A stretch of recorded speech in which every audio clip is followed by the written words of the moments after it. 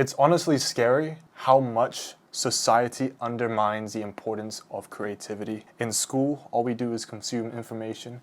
At work, all we do is take instructions from our boss and follow exactly as he says. There's little to no room in the modern day for creativity. But most of us find it extremely hard to come up with new ideas, and that's what creativity is. It's the ability to come up with new ideas using your imagination. The first thing that kills your creativity is this right here. When you look at this diagram, what do you think it entails? You've got a phone on one side and you've got a camera on the other. This phone represents consumption, and this camera here represents creation. I want you to think of the word creativity, right? I'm gonna write it down here again. This is gonna be really funny to think about, but this will stay in your head forever. Creativity is creativity. It's not consumeivity. So why would you be surprised or confused or lost to find that you struggle to come up with new ideas when you spend most, if not all your time consuming and barely any time creating? Think about it. In your day, what do you do that's creative? Let's say you're a student, or let's say you even go to work. You wake up in the morning, you watch videos on your phone while you're eating breakfast. Then you go to work or you go to school, and if you go to school, you just consume information by your teacher and write it down on a piece of paper. Or you answer a few questions that need to follow a rubric or criteria. Or if you're in work, you just listen to the instructions of your boss and do exactly as he or she says. Then what happens? You go home on the bus or in the car and you listen to music or a podcast. Then later in your day comes dinner. Do you sit down and talk with your family while you're having dinner or your friends? No, you probably sit there on your phone. Where is the creativity? And you wonder why you're not a creative person. Isn't this scary? If most of us are unable to create with new ideas because all we do is consume, how are humans supposed to develop? Yeah? You think that creativity is a thing that only a few % of people in this world have? No, we all have it. It's just that we've locked our brain in a cage through consumption. Let's say you don't go to the gym. You don't do any push-ups. You don't do any workouts that build on your muscle. Would you search up online, why am I not buff? No, that's stupid, right? So think about that with creativity. Creativity is a thinking process, the ability to come up with new ideas with your imagination. Train that, and I'll teach you how to do that later. But I just want to let you know right now, look at your screen time, look at the activities throughout your day, and see how you can replace those activities with something more creative than consumative. Is that a word? I made it up now. Put that in the dictionary. Sorry to interrupt, but for anybody that is looking for more one-on-one help when it comes to marketing, in music specifically, then I have one-to-one mentorship services. It's halfway through February and we are already 75% full for this month. So if you are looking for mentorship services, go ahead and apply down below. The next thing that kills creativity is feedback. Most of us, especially in school, are encouraged to get feedback from teachers and people of authority. Yeah, the only reason why we ask somebody for feedback is because we assume that they'll give us good advice. However, feedback is sort of a mask for what we are really looking for when it comes to asking people for feedback, and that is validation. Think about this. Let's say you have a great idea. You wanted to create a car, design a car that doesn't work on fuel but works on energy. I think you know where I'm going with this. Imagine if you told your teachers about that idea and they said it was stupid, ineffective, and practically impossible. Imagine if you told your parents that idea and they said to go and get a job and stop thinking about these big dreams that will never happen. For most people, they would take those comments and they would listen and then quit. How many times have you came up with ideas, didn't act on them, and then found out later on in life that somebody has swooped that exact same idea and became massively successful with it?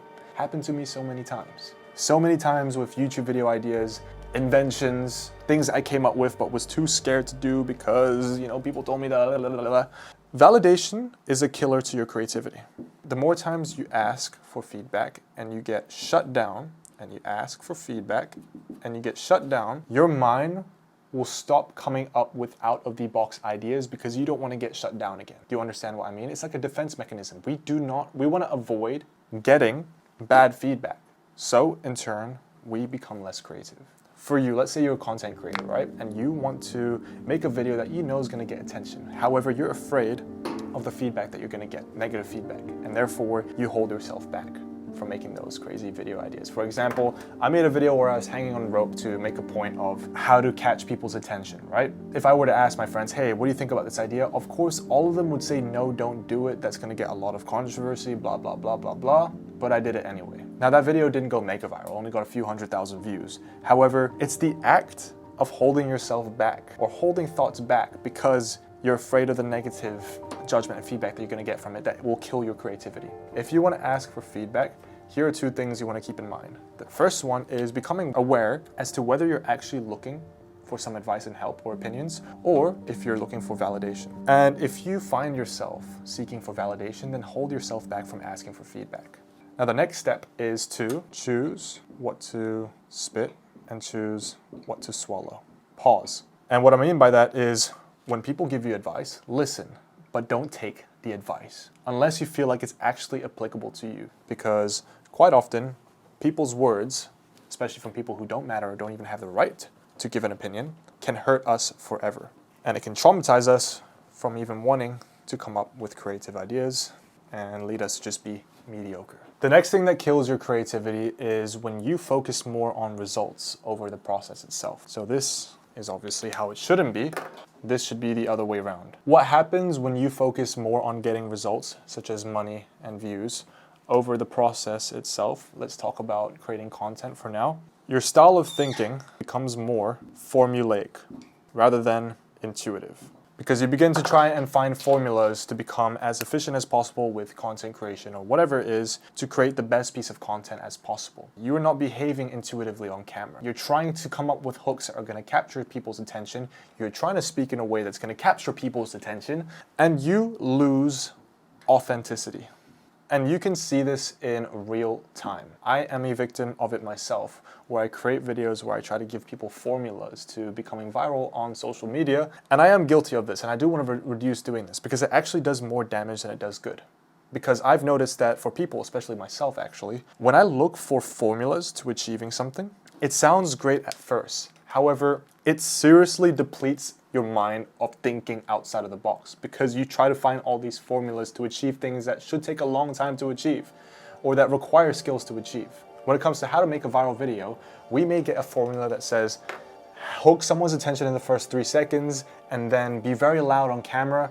All these formulas are ruining authenticity. So those are the 3 things that ruin creativity. Now I'm going to give you a simple exercise. We can call it formula. I know I just said that formulas are actually ruining people's creativity, but this one actually helps. It's a formula or an exercise that helps you develop creative thinking. And this is called component alteration. So as we've mentioned, creativity is the ability to come up with new ideas using your imagination.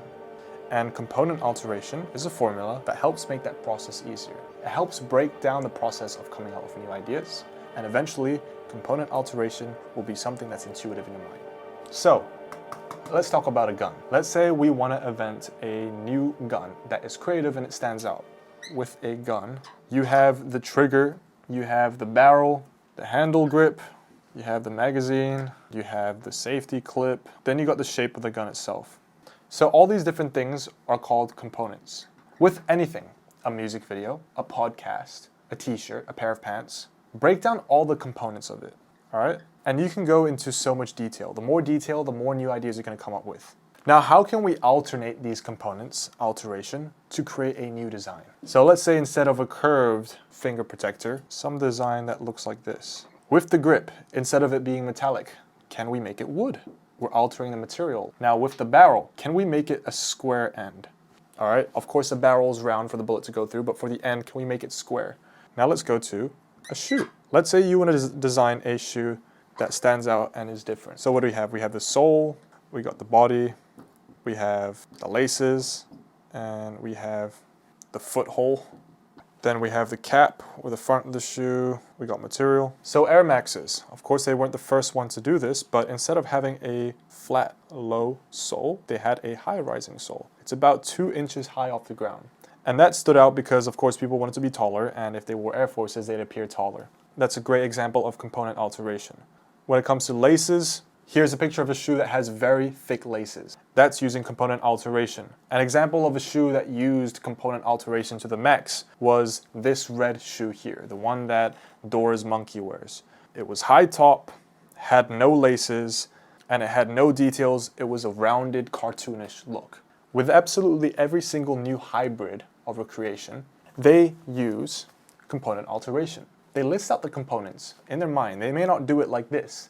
And then they come up with ways that they can alter it to make it stand out. So guys, in conclusion, practice doing this. Spend less time consuming and spend more time creating. Only ask for feedback if you are seeking for actual help and not validation. And I hope that this video will help you become more creative, because everybody is creative. We're innately creative. It's not a small percentage of humans that are creative. It's a disability to not be able to think creatively. So, thank you for watching, and I'll see you in the next video.